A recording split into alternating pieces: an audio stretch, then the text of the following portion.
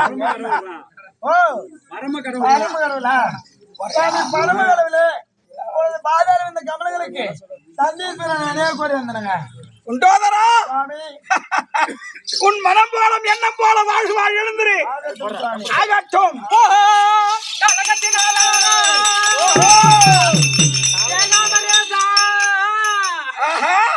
ஈசன் அடி போற்றி, எந்த அடி போற்றி, அந்த தேச நடி போற்றி, சிவன் தேவடி போற்றி, நேயத்தை நின்ற நிமல நடி போற்றி, மாய பிறப்பருக்கும் மன்ன நடி போற்றி, சீரார் பெருந்துரினும் தேவனடி போற்றி போ சுவாமி. திருவடிக்கு இது சிவகணங்கள் ஒரு கோடி வணக்கம். சிவகணங்களா ஐயா, என்ன போல மனம் போல வாழ கடவுள் எழுந்தாங்க. சித்தமான பாக்கியம் ஆகட்டும்.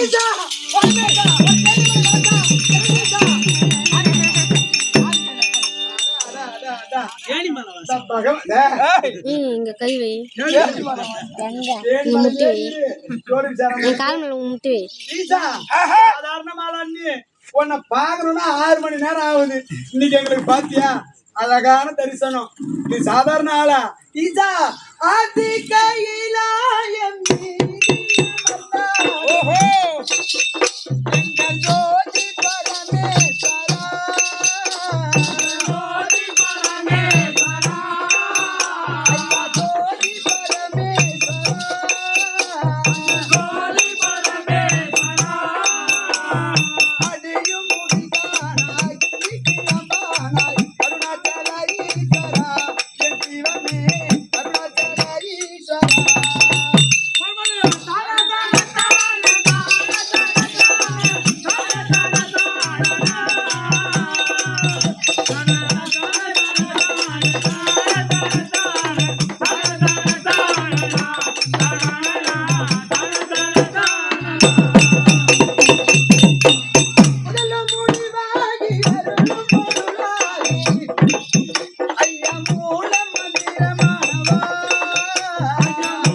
ஆடுறது கால் ஆட்டு.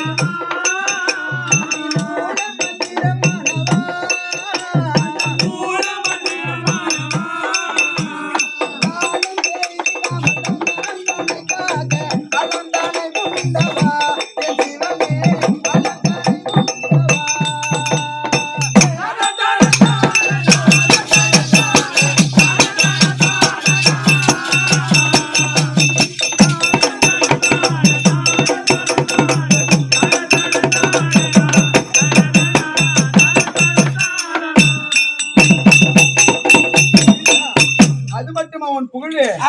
ஐயன் தன்னை காணே உன்னை நோக்கே அம்பல் செய்யும் சிவபூஜையே, செய்யும் சிவபூஜையே, செய்யும் சிவபூஜையே, செய்யும் சிவபூஜையே, ஐயன் உமை பாயனை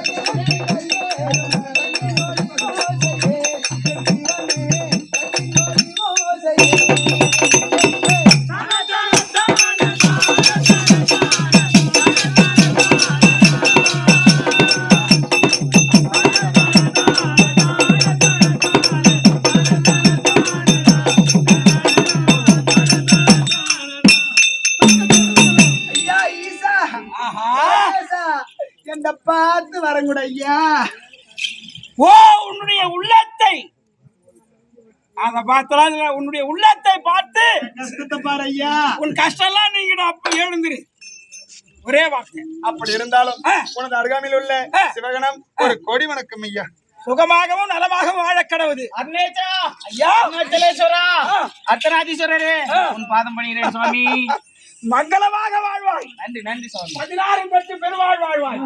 எங்க போயிட்டான் என் அருகாமையில் இருக்கக்கூடிய குண்டோதரன்? எங்க போனான்? குண்டோதரா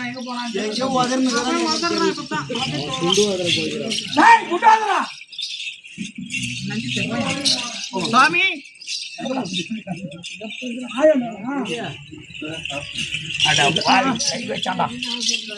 சாமி ஐயா, சபையில் இருக்கக்கூடிய ஏமாற்றமான பேருக்கும், ஆமா, அதாவது இந்த கிராமம் என்ன கிராமம் இது? அஸ்வநாகசுரனை ஐயா. சுரணை. அஸ்வநாகசுரனை கிராமத்திலே எழுந்திருக்கின்ற ஸ்ரீ கங்கையம்மன் ஆலயத்தை ஆலய உற்பாடை முன்னிட்டு உடமுழுக்கு திருவிழா முன்னிட்டு இதோ ஏற்பாடு செய்திருக்கின்றார்கள். என்ன ஏற்பாடு? இதோ நாட கேளிக்கை என்று சொல்லக்கூடிய தெருக்கூத்து ஏற்பாடு செய்திருக்கின்றார்கள். அப்படி செய்திருக்கக்கூடிய ஏதோ சுடர் விளக்காயிரம் என்றால் விளங்கிட தூண்டுகோல் ஒன்று வேண்டும். அப்படி தூண்டுகோலாக இருந்து இதற்கு அயராது உழைத்து ஆடுபட்டு செய்தார்கள். அவருடைய உள்ளத்திற்கும் அதோ அருமையின் மாதா பிதா குரு பெரியோர்களுக்கும் இன்னும் சிறு பிள்ளைகளுக்கும் இதோ இந்த நாடகத்தின் ஆசிரியர் விளங்கி வரக்கூடிய அகரத்தை சார்ந்த தம்பி பேரு சந்தோஷ். ஆமா, அவருடைய பொறுப்பாக அவருடைய திருவடிக்கும் அது ஆயுர் தம்பி மத்தலக்காரன் கோடையடி மிருதங்கம். ஆமா, மிருதங்க சக்கரவர்த்தி அசோக் என்று சொல்லக்கூடிய தம்பி அவர்களுக்கும் என்னுடைய மனமார்ந்த வணக்கத்தை தெரிவித்துக் கொள்கிறேன். சரி, ஆகட்டும். சபையில் வந்த பொழுது என்னுடைய விளக்கமா சொன்னா தெரியும் சுவாமி. விளக்கமாக சொன்னால் தெரியும். முடியா சொல்ற முடியா அதானே.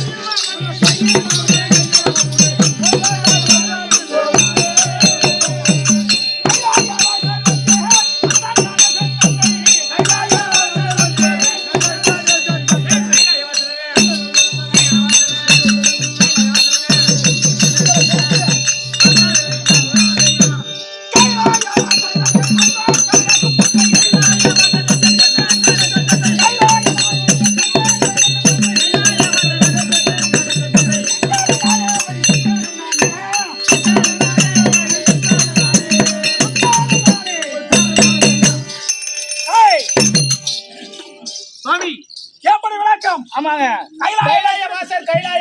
கைலாயவன் திருக்கோயிலாக கொண்டுள்ள 2011 நேத்திரம் படைத்த முக்கந்தாரி ஆகிய பரமேஸ்வரனாரே.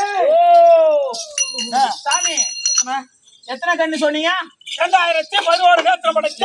ரெண்டா நேத்திரனா என்னது? முதல்ல கண்கள். உனக்கு 2011 கண்ணா இது. அது எப்படி விளக்கம் சொல்லு? விளக்கம். ஆமா, இதுதான் பெரிய விளக்கம் உங்களுக்கு. ஆமா, நான் விட மாட்டேன். நான் கணக்குள்ள போயேன். எனக்கு 2011 கண்ணு நேத்திரம். எனக்கு இப்ப கணக்கு சொல்றேன். 2000 கண்ணுக்கு எனக்கு ஒரு விளக்கம். எனக்கு ஒரு பெரிய கஷ்டம் நினைச்சுக்கிறீங்க நீ. ஆமா, எனக்கு இருப்பதா முக்கண்கள். ஆமா, என் இடமாக அமர்கின்றாளே உமா பார்வதா. ஆமா, அவனுக்கோ 2 கண்கள். ஆமா, 5 ஆச்சு. என் ஜடாவரத்தில் இருக்கிறவர். ஆமா, சின்ன பொண்டாட்டி. ஆமா, அவளுக்கு 2. ஆமா, 7 ஆச்சு. என் கையிலே மான் என்று சொல்லக்கூடிய அந்த கபாலத்திற்கு 2 கண்கள். ஆமா, எத்தனை? 9 ஆச்சு. நான் ஏறக்கூடிய வாகனமோ காளை வாகனம். ஆமா, அந்த காளைக்கோ 2 கண்கள். ஓ, 11 ஆச்சு. என் உடம்பெல்லாம் அலங்கரிக்கிறான் பாரு. ஆமா, அரவம். ஆமா, இந்த பாம்புக்கு 1000 தலை. ஆமா, ஒரு தலைக்கு 2 கண்கள். எத்தனையானது? 2011 மொத்தமா. இப்ப கணக்கு சரியா வருதா? இது என்னடா கணக்கு இது? நான் 2011 இது எப்படி நீ கணக்காகும்? இப்ப எனக்கு கண்ணு என்னன்னா மொத்தம் 2 கண்ணுன்னு நான் சொல்லுவேன். உனக்கு கண்ணுன்னா நீ 3 கண்ணு சொன்னியா, அது நியாயம். இது இல்லாம ஒரு உதாரணத்துக்கு சொல்றேன் நானு. பஸ் ஓட்டுற நீ அப்படி போடுறேன் சரியா? பஸ் டிரைவர் நீ நல்லா விளங்குதுடா. ஓஹோ, இப்ப பஸ் டிரைவர் நீங்க உட்காந்து வண்டி ஓட்டுறீங்க. வண்டி ஓட்டுற உனக்கு 3 கண்ணுன்னு வச்சுக்கோ. உன் கூட வர கண்டக்டருக்கு 2 கண்ணு, கூட வர பேசஞ்சருக்கு எல்லாம் 60 கண்ணுன்ற. அப்ப இது எல்லா கண்ணும் உன் கண்ணா எப்படி கணக்காகும்? மொத்தமான கேள்வி தம்பி. ஒருவர் இருக்கக்கூடிய கண்கள் அது மற்றவருக்கு எப்படி ஏற்புடையதாகும்? ஆமா, அப்படின்னு கேக்குறேன். உண்மையா கோவம் அப்படி செருப்பு மேல்ற மாதிரி செருப்பு மேலாதரா, வாயில ஆணி போத்துக்கோ. உண்மையாகவே இந்த இடத்துல எத்தனையோ நாடக வித்வான்கள் ஆடி இருப்பாங்க. ஆமா. அவங்க சொல்லக்கூடிய வசனம் அனைத்தும் இத போல இந்த வேடம் தரித்து வந்தா 2011 கண்ணு 2011 கண்ணு தான் சொல்லுவாங்க. ஆமா. அதற்காக அவர்கள் சொன்னது போலவே நானும் சொன்னேன். இதுல போய் என்ன கிடக்குது? நீ சொன்ன அவங்களா இது என்ன மாதிரி ஒரு ஆள் இங்க பக்கத்துல இல்ல கேள்வி கேட்டிருக்க மாட்டாங்க. இவன் கட்டி தானக்காரன் அறிவாளி போல இருக்குது. இவன் உடம்பட்டான் போல இருக்குது. கைமாத்து அப்படி கிடையாது. இந்த பரவக்கடவுளுக்கு உண்மையாகவே 3 கண்ணு தான். ஆமா. எப்படி என்றால் ஏற்கனவே காலத்திலே உமா பார்வதி நான் திருமணம் செய்யும் பொழுது அவிட்டம் நெற்றிக்கண் திரிசூலம் மணி மன்றம் என்று சொல்லக்கூடிய 32 சூழ கபாலத்தோடு இருந்தான். நான் எளியவனாக இருந்தேன். அவளை போய் கல்யாணம் பண்ணுன்னு என்ன கேட்டான். கேட்ட உடனே நான் பார்த்தேன். என்ன செய்த? ஒரே பயமாய் போச்சு. அவளை பார்ப்பதுக்கே பயமாக்குது. ஏன்னா பிள்ளைதான் வயதில் மூற்றால் பிதாவின் சொற்புத்தி கேளான்.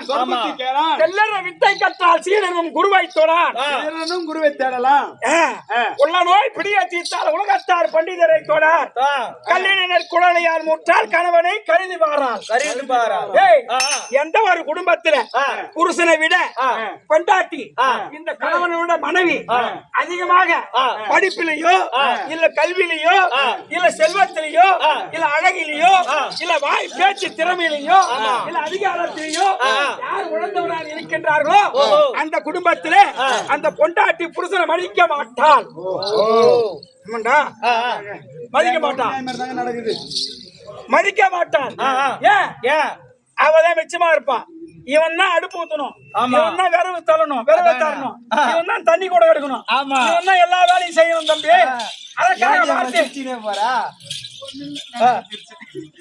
அதற்காக என்ன செய்து அவளிடத்தில் இருக்கின்ற நெற்றிக்கண்ணை வாங்க வேண்டும்.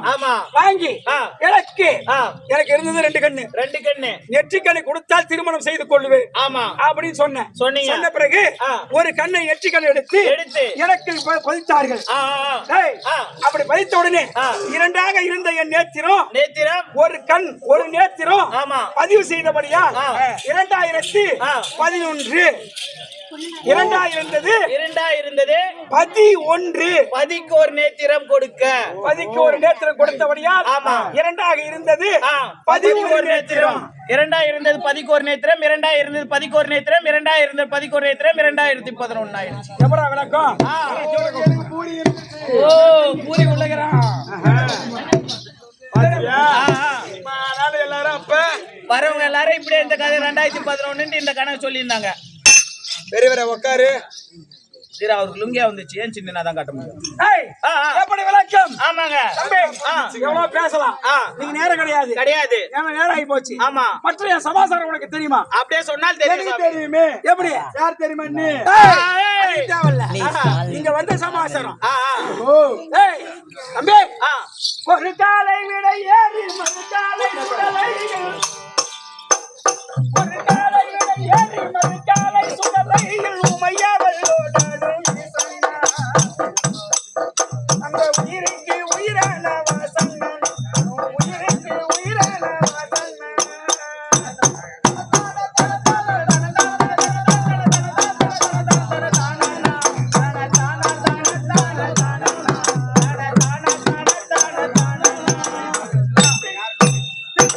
மண் சுமந்து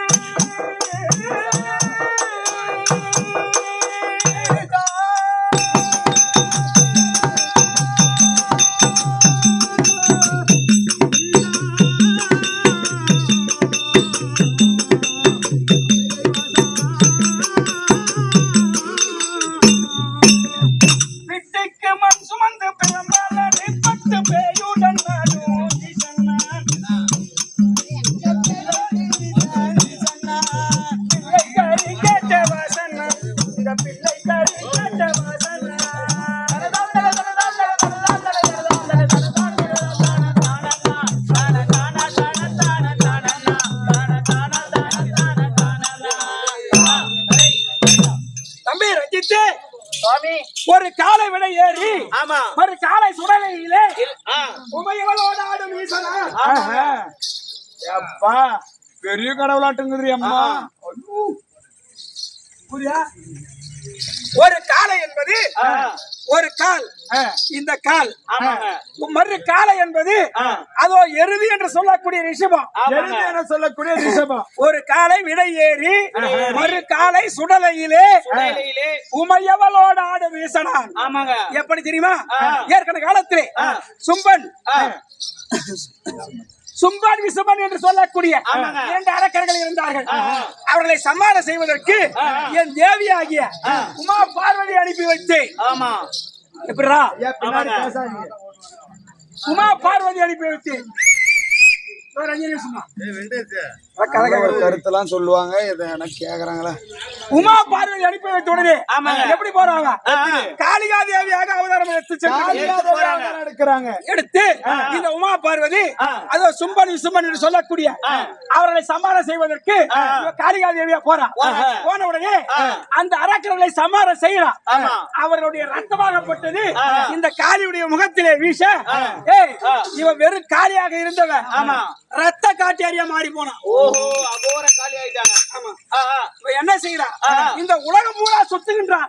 இந்த உலகம் வெறி பிடித்து உலகம் பூரா சுத்துகின்றான். பேசாதீங்க. உலகம் பூரா சுத்தி என்ன செய்யறான்? யாராவது பார்த்து விட்டால் போதும் ஒரே அடியாக அடித்து ரத்தத்தை ஈர்த்து குடிச்சிட்டு தான் வருது. அதான் ரத்த காளி கூட சொல்லுவாங்க. ரத்த காட்டியாரி அடிச்சுன்னு இவதான் அது. இவருடைய வெறிய அடக்கணும். இந்த காளிகாதேவியுடைய வெறிய அடக்கணும், சாந்தப்படுத்தணும். அப்படி என்பதற்காக இந்த தேவரெல்லாம் கூடினாங்க. ஒன்னா தேவரெல்லாம் கூடி என்ன செய்தாங்க? நம்ம வந்துக்கிற பாரு கூத்தாடி கும்பலு. இந்த கூத்தாடி கும்பல போல கூத்தாடி போல இந்த தேவரெல்லாம் ஒன்று கூடி இந்த காளிகாதேவி இருக்கிற இடத்துக்கு கும்பலா வந்து கொண்டே இருக்கிறாங்க. இவ பெரிய